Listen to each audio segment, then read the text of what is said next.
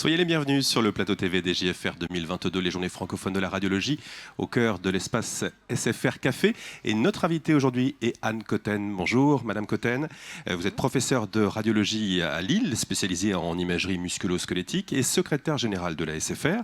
Avec vous, ce matin, nous allons faire un focus sur l'ADERIM. C'est le logiciel d'aide à la demande d'examen de radiologie et d'imagerie médicale. Rappelez-nous peut-être d'abord la genèse de cet outil.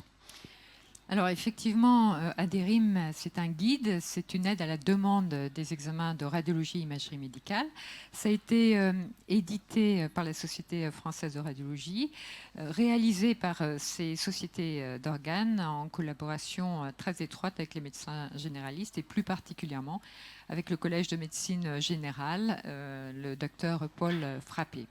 Et donc le but de ce guide était de fournir bien sûr une aide à cette demande d'examen et surtout d'optimiser la pertinence des demandes d'examen parce que ça c'est une demande importante qui émanait des généralistes.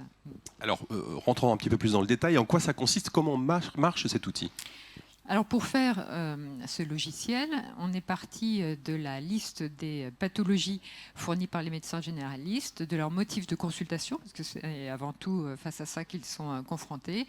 On a aussi possibilité de passer par des mots-clés. Donc lorsque vous faites aderim.radiologie.fr, vous tombez sur le listing des pathologies, le listing des symptômes. Vous pouvez donc faire une recherche par les mots-clés. Et donc vous tombez sur un item. Lorsque vous avez cet item, eh bien, vous avez un ou plusieurs examens d'imagerie qui sont proposés. Vous avez l'ordre de priorité. Vous avez des explications, bien sûr. Lorsque c'était judicieux, on a différencié les enfants, les personnes âgées des adultes. Et pour chaque item, eh bien, on indiquait les doses, les niveaux de dose, évidemment, parce que ça, c'est très important. Et puis le niveau de priorité également. Quels sont les retours et les perspectives de cet outil? Alors ça fait à peu près un an qu'il est lancé, ce logiciel.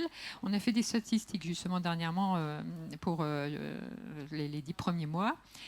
Et donc on a 13 000 utilisateurs, on a plus de 90 000 pages vues. Donc on est très content de ce premier résultat.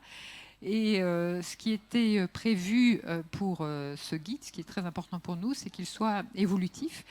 Donc avec ce site, on a aussi la possibilité d'avoir le retour des médecins généralistes. On a eu pas mal de questions, de remarques complémentaires. Donc on a prévu de continuer à travailler avec eux parce que le but du jeu, c'est de l'actualiser et de l'optimiser d'année en année. Très bien, merci pour toutes ces précisions, Anne Cotten. Bon congrès à vous et à très bientôt sur le plateau TV des JFR 2022. Merci, au revoir.